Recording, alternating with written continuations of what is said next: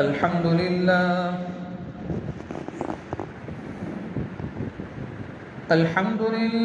الذي لم يزل ولا يزال حيا قيوما سميعا قديرا مدبرا بصيرا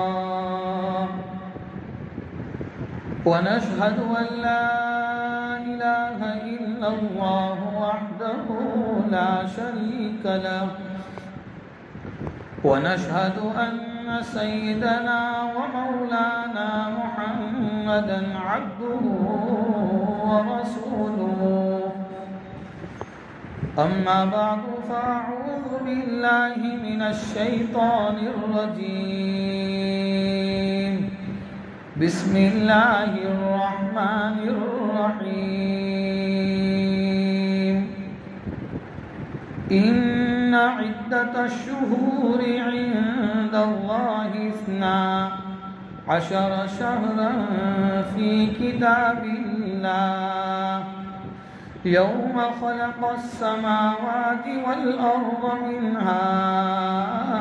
4 حرم صدق الله العظيم اللهم صل على سيدنا محمد وعلى آله وصحبه وبارك وسلم. حق تعالی جل شانہ نے زندگی کے اندر ہمارے اوپر کرم فرمایا اور پھر ایک بار اسلامی ایک نیا سال کے اندر ہمیں داخل فرمایا. مسلمانوں کا اسلامی سال وہ محرم الحرام سے شروع ہوتا ہے اور ذی الحجہ پر جا کر ختم ہوتا ہے. محرم الحرام کی 10ویں تاریخ کو بھی قربانی کا واقعہ، ذی الحجہ کی 10ویں تاریخ کو بھی قربانی کا واقعہ. اسلامی سال کے شروع مہینے میں قربانی اور آخری مہینے میں بھی قربانی. فرق صرف اتنا ہے کہ اسلامک سال کا آخری مہینہ ذی الحجہ یہ ہم سے قربانی طلب کرتا ہے اور اسلامک سال کا پہلا مہینہ محرم الحرام وہ ہم کو طلب کرتا ہے. اسلامک سال کے آخری مہینے میں جو ابھی ہمارے ہاتھوں سے گزرا اور ہماری زندگیوں کے اندر سے وہ نکل گیا، اس میں بھی ابراہیم علیہ السلام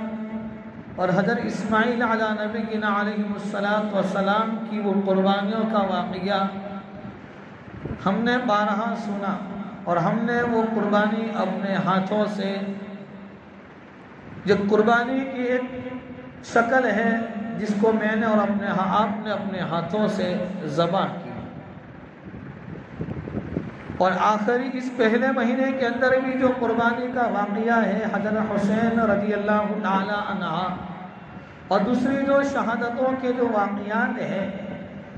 یہ پہلا مہینہ اور آخری مہینہ یہ ہمیں اس بات کا پیغام اور سبق دیتا ہے کہ اگر تمہیں زندگی کے اندر کامیابی کے مقام پر پہنچنا ہے اور زندگی کے اندر اونچے مرتبوں کو حاصل کرنا ہے اور اللہ کے قرب کو حاصل کرنا ہے، اللہ کی نزدیکی حاصل کرنا ہے، اللہ کی معرفت اپنے دلوں میں بٹھانا ہے، اللہ سے اپنا تعلق مضبوط کرنا ہے، تو پھر تمہیں قربانیاں دینی پڑے گی. چاہے پھر وہ کسی بھی تقاضے کے اندر کسی بھی طرح کی قربانی آپ کو دینی پڑے. اگر آپ کو اس موقع پر وقت کی قربانی دینی ہو تو وقت کی قربانی دینا پڑے گا. اگر آپ کو مال و دولت کی قربانی دینے کی ضرورت پیش آئی تو اس وقت مال و دولت کی قربانی دینی پڑے گی، اور کبھی جان کا نذرانہ پیش کرنے کی ضرورت پڑی تو ایسے موقع پر ہم جان بھی اللہ کے راستے میں ہم قربان کر دیں گے۔ جس طریقے سے 20ویں سال جو شروع ہوتا ہے اور ہم میں سے ہر ایک بلکہ ہمارے گھر کا چھوٹا چھوٹا بچہ بھی جانتا ہے کہ جنوری سے شروع ہو کر دسمبر تک جو 12 مہینے ہیں وہ 12 مہینے کے نام ہر ایک کو معلوم ہوتا ہے، لیکن اسلامک سال کے کتنے مہینے اور اس کے نام کیا کیا ہے آج ہم میں سے مسلمان ہونے کے باوجود ہم میں سے اکثر و بیشتر نوجوانوں کو معلوم نہیں ہوتا۔ اگر معلوم ہے تو وہ رمضان کا مہینہ معلوم ہے، اگر وہ معلوم ہے تو ذی الحجہ کا مہینہ معلوم ہے، باقی محرم الحرام اور اس کے بعد دوسرے جو 11 نام ہیں آج ہم میں سے کئی نوجوان ایسے ہیں جن کو معلوم ہے۔ ہمیں آج کی اس مبارک مجلس میں سب سے پہلے ہم یہ جانیں گے کہ یہ ہجری سال اور یہ سال کیسے شروع ہوا ہے، اس کی ابتدا کیسے ہوئی ہے۔ حضرت عمر رضی اللہ تعالیٰ عنہ کے خلافت کے زمانے میں اور آپ کے دور خلافت میں حضرت ابو موسیٰ اشعری رضی اللہ تعالیٰ عنہ نے ایک خط لکھا اور آپ کو وہ خط لکھ کر بھیجا کہ امیر المؤمنین آپ کے پاس بہت سارے خطوط آتے ہیں، خط آتے ہیں، آپ کو بہت سارا کام کاج ہوتا ہے، اب کون سا کام کس مہینے میں ہوا ہے، کس تاریخ میں ہوا ہے، کس دن میں ہوا ہے، اس کا اندازہ معلوم نہیں ہوتا ہے، تو کوئی ایسی ترتیب بنا دی جائے جس کے لیے ہمیں اس کا ریکارڈ رکھنا اور اس کا سارا نظام کرنا ہمارے لیے آسان ہو جائے، آپ کو بھی آسان، دوسرے صحابہ کرام کو بھی آسان ہو جائے۔ امیر المؤمنین حضرت عمر فاروق اعظم رضی اللہ تعالی عنہ نے اس زمانے کے بڑے بڑے صحابہ کرام کی ایک میٹنگ بلائی اور آپس میں مشورہ کیا کہ یہ ابو موسیٰ اشعری رضی اللہ تعالی عنہ یہ ان کی یہ رائے ہے، اس کے بارے میں آپ کیا کہنا چاہتے ہیں؟ یہ بات تو سمجھ میں آتی ہے کہ یہ کوئی نظام بنایا جائے، لیکن اس نظام کی ابتدا، کوئی کیلنڈر کی ابتدا کیسے شروع کی جائے؟ تو اس کے لیے صحابہ کرام سے الگ الگ رائے لی گئی۔ صحابہ کی ایک جماعت نے یہ رائے دی کہ یہ کیلنڈر تو بنایا جائے لیکن اس کی ابتدا حضور اکرم صلی اللہ تعالی علیہ وسلم کے پیدائش کے دن کو متعین کر کر اس اعتبار سے کیلنڈر بنایا جائے۔ صحابہ کی دوسری جماعت کی رائے یہ نکلی کہ حضور اکرم صلی اللہ تعالی علیہ وسلم کو جب اس دنیا کے اندر روئے زمین پر جب آپ کو نبوت جیسے اہم فریضے سے مالا مال کیا گیا اور نبوت جیسے اہم فریضے سے آپ کو سرفراز کیا گیا تو اس کی ابتدا اس تاریخ سے کی جائے۔ صحابہ کی ایک تیسری جماعت نے یہ رائے دی کہ ایسا کر سکتے ہیں کہ نبی اکرم صلی اللہ تعالی علیہ وسلم جس دن دنیا سے رخصت ہوئے اور آپ نے رحلت فرمائی اس دن کو منتخب کیا جائے، لیکن ان اکابر صحابہ کی رائے کے بعد کوئی فیصلہ نہیں ہوا۔ حضرت علی رضی اللہ تعالیٰ عنہ بیٹھے ہوئے تھے، امیر المؤمنین حضرت عمر فاروق اعظم رضی اللہ تعالیٰ عنہ نے حضرت علی رضی اللہ تعالیٰ عنہ سے کہا کہ آپ بھی اپنی رائے کوئی پیش کیجئے، جس طریقے سے دوسرے صحابہ کرام نے اپنی اپنی رائے بیان کی ہے۔ تو فرمایا کہ میری رائے یہ ہے کہ اگر جس طریقے سے نبی اکرم صلی اللہ تعالی علیہ وسلم مکہ المکرمہ سے مدینہ المنورہ آپ نے ہجرت فرمائی، میری رائے یہ ہے کہ اس ہجرت کے دن سے یہ کیلنڈر کو منتخب کیا جائے اور اس کو بنایا جائے۔ تو آپ کی یہ رائے سن کر اور آپ کی بات سن کر آپ نے حضرت عثمان غنی رضی اللہ تعالیٰ عنہ کی طرف آپ متوجہ ہوئے اور آپ سے بھی رائے مانگی، تو حضرت عثمان غنی رضی اللہ تعالیٰ عنہ نے فرمایا کہ ہاں یہ حضرت علی رضی اللہ تعالیٰ عنہ کی جو بات ہے وہ سمجھ میں بھی آ رہی ہے، اس لیے کہ جو دوسرے صحابہ کرام کی جو رائے ہے اس میں اختلاف کا معاملہ پیش آئے گا کہ آپ دنیا میں کون سے دن پیدا ہوئے اور آپ کی پیدائش کی تاریخ کے بارے میں علماء محققین کا اختلاف ہے۔ تو ظاہری بات ہے اگر اس دن کو لیا جائے تو پھر یہ اختلافی مسئلہ ہو جائے گا۔ ہم ایسے دن کو لے لیں کہ جس میں نہ کوئی اختلافی مسئلہ ہو اور کام آسانی کے ساتھ وجود میں آ جائے۔ امیر المؤمنین حضرت فاروق اعظم رضی اللہ تعالی عنہ نے پھر حضرت علی رضی اللہ تعالی عنہ کی اس رائے کو منتخب فرما کر، آپ کی اس رائے کو پسند فرما کر پھر یہ فیصلہ فرمایا کہ مکہ المکرمہ سے جو آپ نے مدینہ المنورہ کی طرف ہجرت فرمائی ہے اس دن کو لے کر اور اس اتہاس کو لے کر یہ کیلنڈر بنایا جائے۔ ظاہری بات ہے اسی لیے اس کو ہجری سال کہا کرتے ہیں۔ میں آپ کو یہ کہنا چاہتا ہوں کہ کیا ہم میں سے کتنے ایسے ہوں گے جن کو اسلامی سال کے مہینے کے نام معلوم نہیں ہو؟ میرے بھائیوں، اسلامک سال کے جو مہینے ہیں اور اس کے جو نام ہے وہ ہم میں سے ہر ایک آدمی کو معلوم ہونا چاہیے، کیونکہ ہمارے اسلام کے اندر ہمارے کتنے دینی کام ایسے ہیں جو اسی تاریخ سے ہمارا کام اس کے ساتھ اس کا ایک تعلق ہے، ایک خاص مناسبت ہے۔ زکوٰۃ کے مسائل ہیں،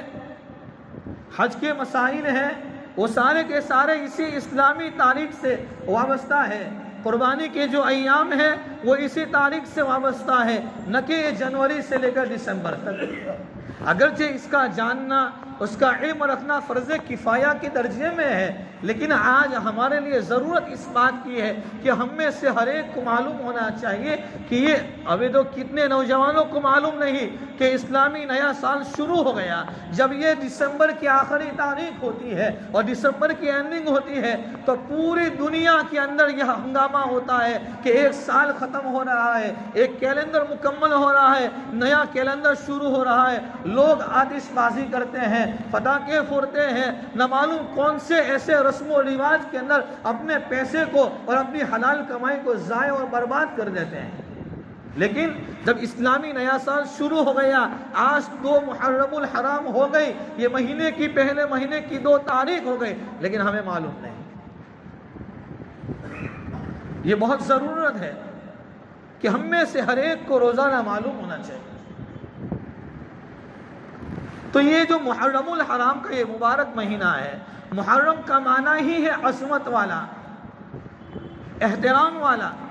اور 4 مہینے ایسے ہیں جو بڑے احترام والے ہیں، بڑی عظمت والے ہیں، بڑے عالیشان ہیں۔ ایک تو ہے رجب ہے، پھر ذی القعدہ ہے، ذی الحجہ ہے، اور محرم الحرام کا یہ 4 مہینے ہیں۔ تو کیا جو دوسرے مہینے ہیں اس کی کوئی فضیلت نہیں، اس کا مطلب یہ نہیں ہے۔ یہ سارے کے سارے مہینے کو حق تعالیٰ نے پیدا کیا ہے، اور سارے مہینے کے نام یہ سارے کے سارے مہینے اللہ ہی کے بنائے ہوئے مہینے ہیں، لیکن اس کی نسبت جب اور زیادہ بڑھ جاتی ہے، جیسے دنیا کی ساری مساجد یہ اللہ کا گھر ہے، لیکن جب مسجد حرام کی نسبت اور زیادہ ہو گئی اور فرمایا یہ کعبۃ اللہ ہے، یہ مسجد حرام ہے، تو اس کی اضافہ، اس کی تعظیم کے اندر اور اس کی تکریم کے اندر اور اس کی عظمت میں اور زیادہ اضافہ ہو جاتا ہے۔ اسی لیے فرمایا محرم الحرام یہ شہر اللہ، یہ اللہ کا مہینہ ہے۔ سارے کے سارے مہینے اللہ کے ہیں، لیکن مختصر وقت میں ایک اہم بات کی طرف آپ کی توجہ کو میں متوجہ کرنا چاہتا ہوں اور لے جانا چاہتا ہوں کہ کیا جو نیا سال شروع ہو گیا ہے، جیسے دسمبر کے اندر جب سال ختم ہوتا ہے تو لوگ آتش بازی کرتے ہیں، اپنی حلال کمائی کو ضائع و برباد کرتے ہیں، اور راتوں کو ننگا ناچ ناچتے ہیں، شرابوں کے اندر اور زنا کاری اور بدکاری کے اندر اپنی زندگی کے آخری لمحوں کو ایسا گنواتے ہیں کہ خدا آسمانوں کی طرف سے خدا عذاب بھیجنا چاہتا ہے، لیکن کس اللہ والوں کی آہوزاری پر، کچھ اللہ والوں کی رات کے رونے کی بنیاد پر حق تعالیٰ اپنے عذاب کو روک دیتا ہے۔ تو کیا یہ جو نیا سال شروع ہوا ہے اور نیا جو ایک سال ختم ہو گیا، زندگی کے اندر سے ایک سال پورا ہو گیا ہے، تو ہم اس سال کے اختتام پر جیسے گورنمنٹ کے اندر سے مارچ اور اپریل کی اینڈنگ میں جب سال پورا ہو جاتا ہے تو گورنمنٹ کی طرف سے ایک نوٹس آتی ہے کہ بھائی آپ کی دکان ہے، انکم ٹیکس والے کی طرف سے نوٹس آئی ہے کہ پورے سال کا ٹیکس بھرنا پڑے گا. ٹھیک ہے، بھریں گے. اور ہر ایک فیلڈ کے اندر، ہر ایک شعبے میں الگ الگ رولز ہوتا ہے. تو گورنمنٹ کا رولز ہوتا ہے کہ مارچ اور اپریل کے اینڈنگ میں پورے سال کا وہ ریکارڈ تیار کرتے ہیں. مساجد والے، مدارس والے اپنا آڈٹ تیار کرتے ہیں اور وہ بھی مسجدوں کے اندر لگاتے ہیں. کیوں کہ سال پورا ہو گیا. میرا اور آپ کا سال، اسلامی سال پورا ہوا. کس نے ہم میں سے اپنے اس اختتامی ایک سال کے اوپر اور سال کے مکمل ہونے پر کس نے اپنی زندگی کا آڈٹ نکالا؟ کس نے اپنی زندگی کا محاسبہ کیا؟ کس نے اپنی زندگی کا حساب لگایا؟ کہ جس طریقے سے ذی الحجہ کے مہینے میں جب قربانی کے دنوں کے اندر ہم نے قربانی دی ہے اور یہ مہینہ بھی ہم کو طلب کرتا ہے اور دونوں مہینے کو رکھا جائے اور اس کے نچوڑ کو نکالا جائے، اس کا نتیجہ نکالا جائے، تو معلوم یہ ملتا ہے اور سبق یہ نکلتا ہے کہ زندگی کے ہر موڑ کے اندر آپ کو قربانی دینی پڑے گی. جس طریقے سے میں نے اور آپ نے قربانی کے دن میں اپنے ہاتھ سے بکرے کو ذبح کیا تھا، اپنے ہاتھ سے ہم نے دوسرے جانور کو ذبح کیا تھا، تو وہ تو قربان ہو گیا، وہ تو ذبح ہو گیا. لیکن کبھی تھوڑی دیر کے لیے سوچنا تھا کہ جب میں نے بکرے کے گلے پر چھری چلائی تھی اور میں نے اپنے جانور کے گلے پر چھری چلائی تھی، وہ جاتے جاتے مجھے ایک پیغام دے کر گیا ہے کہ میں تو جانور ہوں، میں عبادت کا مکلف نہیں ہوں. نہ میرے اوپر نماز فرض ہے، نہ میرے اوپر رمضان کے روزے فرض ہے، نہ میرے اوپر زکوٰۃ فرض ہے، نہ میرے اوپر حج کے ایام کے اندر حج کا فریضہ فرض ہے. میں ایک جانور ہوں لیکن میں مخلوق ہوں. میرا مالک اور میرا خالق وہ اللہ ہے. اس کے حکم کی بنیاد پر میں اپنی گردن کو تیری چھری کے نیچے رکھ دیتا ہوں. اب وہ کہنا جاتے جاتے سبق دے کر گیا کہ اے اللہ کے بندے، میں نے تو اپنی جان تیری چھری کے نیچے دے کر میں نے اپنی جان کو قربان کر دیا. او اللہ کے بندے، تو ایمان والا ہے، تو کلمے والا ہے، تو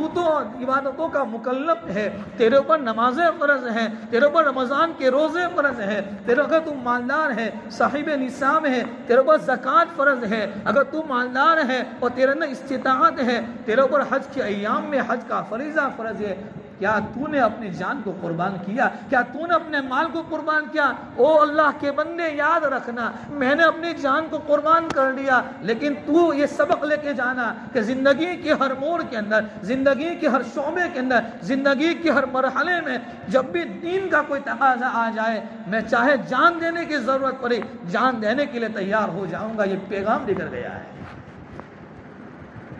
اور سال کے اختتام کے بعد دوسرا سال شروع ہو گیا، تو پھر ہمیں اپنی زندگی کا محاسبہ کرنا چاہیے کہ محرم الحرام سے لے کر ذی الحجہ کی آخری تاریخ تک میں نے اپنی زندگی میں کتنی نمازیں چھوڑی ہے، میں نے کتنی نمازیں قضا کی ہے. کیا پورے سال کے ریکارڈ میں اگر ہم نے پورے سال گورنمنٹ کا ٹیکس نہیں بھرا ہے تو اس کے اوپر سودی بیاج لگا کر گورنمنٹ کی طرف سے یہ نوٹس آتی ہے آپ کو یہ ٹیکس بھرنا پڑے گا، چاہے آپ اس کو قسط وار بھریے، ہفتہ واری بھریے، آپ منتھلی اعتبار سے بھریے، لیکن آپ کے اوپر یہ معاف نہیں ہوگا، آپ کو بھرنا پڑے گا. او اللہ کے بندو، اگر تمہارے اوپر نماز قضا ہو چکی ہے، اگر ہمارے اوپر نماز قضا ہو چکی ہے پورے سال کے اندر، کیا کبھی ہم نے اپنی زندگی کا ریکارڈ نکالا، محاسبہ کیا کہ محرم الحرام سے لے کر ذی الحجہ کی آخری تاریخ تک اور آج 2 محرم الحرام تک میرے اوپر کتنی نمازیں میری چھوٹی تھی اور میں نے ان نمازوں کی کتنی قضا کی ہے. گزشتہ سال رمضان المبارک کے اندر ہماری رمضان کے روزے چھوٹے تھے، تو کیا پورے سال میں وہ رمضان کے روزے کی قضا کی؟ کئی لوگ ہیں، کئی ایسے مالدار پڑے ہیں جن کے پاس اللہ تعالیٰ نے ہزاروں کی اور لاکھوں کی تعداد میں مال و دولت سے نوازا ہے، حج کے ایام میں حج واجب ہو جاتا ہے، فرض ہو جاتا ہے، لیکن اپنی سستی کی بنیاد پر وہ ان مبارک فریضے سے محروم ہے. کیا اس نے اپنی زندگی کا محاسبہ کیا؟ کئی ایسے مالدار ہیں، زکوٰۃ واجب ہے، لیکن افسوس کی بات ہے کہ کئی لوگ ایسے ہیں زکوٰۃ نکالتے بھی ہیں اور زکوٰۃ کھاتے بھی ہیں، زکوٰۃ نکالتے بھی ہیں اور زکوٰۃ کے پیسے کھا بھی جاتے ہیں۔ زندگی کا محاسبہ، سال ختم ہو گیا اور ہم نے اپنا دوسرا کیلنڈر اسلامک لا کر اپنے گھر میں چپکا دیا اور دسمبر کے اندر سال ختم ہو گیا، 2024 بھی شروع ہو جائے گا، 1444 پورا ہونے کے بعد یہ 45 کا سال شروع ہو گیا، لیکن اپنی زندگی کا محاسبہ کرنا چاہیے۔ ایک لاری گلہ چلانے والا وہ اپنے لاری کا محاسبہ کرتا ہے، اس کا حساب کرتا ہے۔ ایک پان گلہ چلانے والا وہ اپنے شام کو آخر میں اور رات کو 8 بجے جب وہ اپنا گلہ بند کرتا ہے، رات کو 11 بجے اپنی دکان بند کرتا ہے، وہ رات کو سونے سے پہلے اپنے دن کا حساب نہیں لگاتا، وہاں تک وہ اپنے بستر پر نہیں جاتا ہے۔ اور ایک ایمان والا بندہ اور ایک ایمان والی بندی اپنی زندگی کو یوں ہی گزارے اور کبھی اپنی زندگی کا محاسبہ نہ کرے، محاسبہ نہیں کریں گے تو پھر ہمیں پتہ کیسے چلے گا کہ ہم نفع میں ہیں کہ کھوٹ میں ہیں۔ ایک آدمی دکان لے کر بیٹھ جائے، بڑے موقع کی جگہ ہے، شہر راستے پہ ہے، آنے جانے والی پبلک بہت ہے، لیکن وہ اپنی دکان کا حساب ہی نہیں کرتا ہے، تو معلوم کیسے لگے گا کہ یہ نفع میں چل رہا ہے کہ نقصان میں چل رہا ہے؟ ایسا کوئی نہیں کرتا۔ ایک کیلا بیچنے والا لاری لے کر جو پیدل چلتا ہے، 2 کلومیٹر تک اپنی لاری کو گھسیٹتا ہے، وہ بھی شام میں حساب کرتا ہے۔ اور ایک ایمان والا بندہ 1 سال مکمل ہو جائے اور وہ اپنی زندگی کا محاسبہ نہ کرے، اپنی زندگی کا حساب نہ لے کہ میرے اوپر نمازیں کتنی فرض تھی۔ میرے بھائیوں، یہ نیا سال شروع ہو گیا تو پھر آج کی اس مبارک مجلس میں، اس مبارک مہینے کی یہ پہلی جمعہ ہے، یہ نیت کر کے جائیں گے کہ انشاءاللہ پورے سال کے اندر ہم نمازوں کا اہتمام کریں گے، بلکہ پورے سال نہیں، جب تک زندگی اللہ تعالیٰ باقی رکھے، ہم زندگی کے آخری لمحے تک ہماری کوئی نماز قضا نہ ہو۔ اگر بالفرض اگر کہیں کسی وجہ سے ہماری نماز آگے پیچھے ہو گئی، ہم اس کو فوراً ادا کر لیں گے۔ آج تک ہمیں زکوٰۃ کے مسائل معلوم نہیں تھے، زندگی میں ایسے کئی سال پورے ہو گئے اور کئی کیلنڈر ختم ہو گئے، ہم نے کچرا پیٹی میں اس کو ڈسٹ بن میں ڈال دیا، لیکن آج یہ نیت کر کے جائیں کہ نہیں، اگر ہم مالدار ہیں، ہمارے پاس دولت ہے، ہمارے پاس سب کچھ ہے، یا پھر اگر ہمارے پاس دولت ہو یا نہ ہو لیکن ہمیں مسائل کا علم نہیں، تو ہم امام صاحب کے پاس جائیں گے اور معلوم کریں گے اور ان کے سامنے جا کر پورا ریکارڈ رکھیں گے کہ مولانا میرے پاس یہ ہے، کیا میرے پاس زکوٰۃ واجب ہے یا نہیں۔ ایک آدمی نے 17 سال تک زکوٰۃ نہیں نکالی تھی، 17 سال تک، لیکن جب ایک مرتبہ فضائل اعمال کی تعلیم میں بیٹھا تو فضائل اعمال کی تعلیم کے حلقے میں بیٹھنے کے بعد زکوٰۃ ادا نہ کرنے کی وعید جب سنی تو دل اندر سے ہلنے لگا، بےتاب ہو گیا اور معلوم کیا کہ زکوٰۃ کب واجب ہوتی ہے اور زکوٰۃ ہے کیا چیز۔ واجب ہونا نہ ہونا یہ دوسرا نمبر، زکوٰۃ کیا ہے، اس کے احکام کیا ہے، پہلے یہ تو معلوم کرو۔ اور اس نے جا کر مفتی صاحب سے کہا کہ میں تو اتنے سال سے مالدار ہوں۔ مفتی صاحب نے جواب دیا تو اس نے 17 سال کی زکوٰۃ ایک ہی سال میں نکال دی۔ تو آج ہم میں سے کتنے ہیں، بلکہ کئی نوجوان ایسے ہیں جو قربانی کے دنوں میں جنہوں نے قربانی نہیں کی، کیوں؟ مسئلہ معلوم نہیں، غفلت ہے، سستی ہے، معلوم کرنے کا ہمارا ارادہ ہی نہیں، دین کی معلومات اور دین کی باتوں کو سیکھنے کا ایک جذبہ ختم ہوتا جا رہا ہے۔ دین کی باتوں کو سننا اور اس کو اپنی زندگی میں اتارنا گویا ہمیں ایک بھاری لگ رہا ہے۔ اس لیے میں اکثر کہتا ہوں کہ دین سے ہم اپنی زبان سے یہ ہم اظہار نہیں کرتے کہ ہمیں یہ دین کی ساری چیزیں اچھی نہیں لگتی، زبان سے تو کوئی انکار نہیں کرتا ہے، لیکن ہماری پریکٹیکلی حرکت کی بنیاد پر ہمیں ایسا لگتا ہے کہ ہم دین کے شعبوں سے ہم کتراتے ہیں،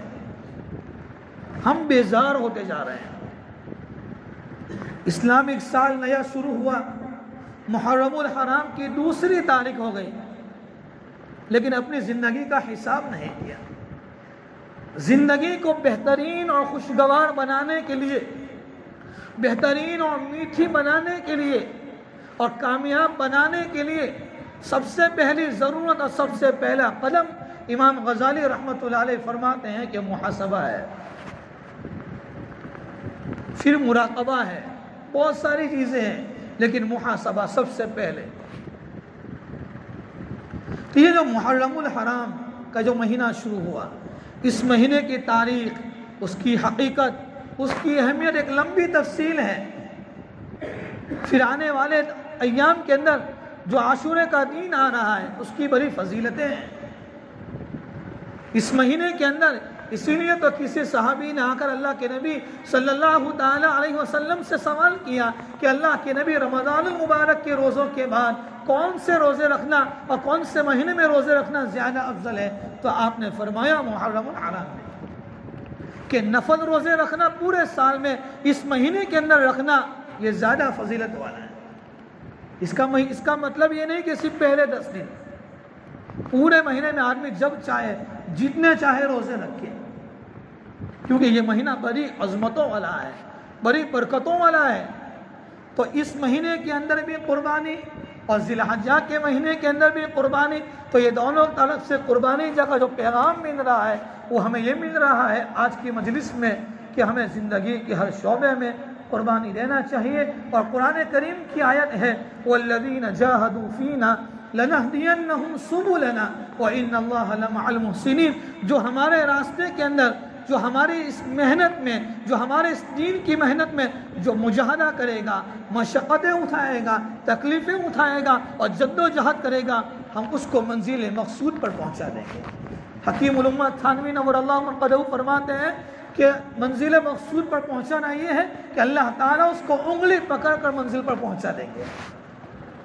ایک تو یہ ہے کہ کوئی آدمی کہیں سے آیا اور اس نے کہا کہ مجھے یہاں بس اسٹاپ جانا ہے، راستہ بتاؤ، تو کسی نے وہیں سے اشارہ سے بتا دیا۔ اور ایک نے یہ کہا کہ چلو آپ ٹھہر جاؤ، میں آپ کی گاڑی میں بیٹھ جاتا ہوں، آپ کو بتا دیتا ہوں، یا آپ میری گاڑی میں بیٹھ جاؤ، میں آپ کو بتا دیتا ہوں۔ تو جو پہلے والے نے بتایا ہے اس سے زیادہ یہ بڑا عظمت والا ہوگا کہ جس نے جو وہاں منزل پر جا کر پہنچایا۔ تو اسی طریقے سے جو آدمی دین کے بارے میں مجاہدہ کرے گا اور اس کے لیے مشقتیں اٹھائے گا، اس کے لیے قربانیاں دے گا زندگی کے ہر شعبے میں، تو اللہ تعالیٰ اس کو منزل مقصود پر پہنچا دے گا۔ اور میرے بھائی، یہ محرم الحرام کے مہینے کے اندر ہم نے زندگی کا محاسبہ اور یہ نیا سال شروع ہوا ہے، تو یہ پختہ ارادہ کرنا چاہیے۔ ہمارے مشائخ فرماتے ہیں جب سال ختم ہو جاتا ہے تو زندگی کے اندر جو ایک سال پورا ہوا اس پر محاسبہ کرنا چاہیے، اور نیا سال شروع ہو گیا تو پھر عزائم اور پختہ ارادے بنانا چاہیے کہ آج سے ہمیں زندگی کے اندر یہ کرنا ہے، اس کے پروگرام بنانا چاہیے کہ میری زندگی اس طریقے سے گزرے گی۔ اگر ہم نے یہ پروگرام بنایا ہے اس مبارک مہینے کے اندر، تو پھر اس مبارک مہینے کی برکت سے اللہ تعالیٰ ہمیں استقامت دیں گے۔ اسی لیے کہ موجودہ دور کے اندر استقامت کا ہونا بہت ضروری ہے۔ علامہ سندھی سقطی رحمۃ اللہ علیہ کہیں جا رہے تھے، راستے میں کسی درخت کے نیچے تھوڑی دیر کے لیے لیٹ گئے، آنکھ لگ گئی، غیب سے آواز آئی سری ہماری طرف بن جاؤ۔ تو فرمایا کیسے؟ آنکھ کھولی، جواب دیا کہ یہاں کوئی نہیں ہے۔ درخت کے اندر سے آواز آئی کہ ہماری طرح بن جاؤ۔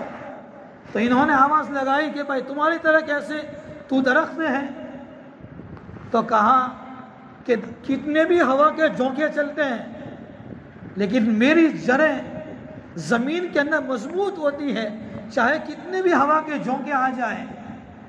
لیکن میں اپنے اندر جمع رہتا ہوں۔ تو ہمیں یہ پیغام دیا جاتا ہے، یہ سبق دیا جاتا ہے کہ اس موجودہ دور کے اندر جہاں ہم اپنی زندگیوں کو ایمانی دائروں سے شیطان ہمیں دوسرے راستوں کو لے جا رہا ہے، ہمارے نوجوانوں کو، ہماری نوجوان بچیوں کو، کہ جہاں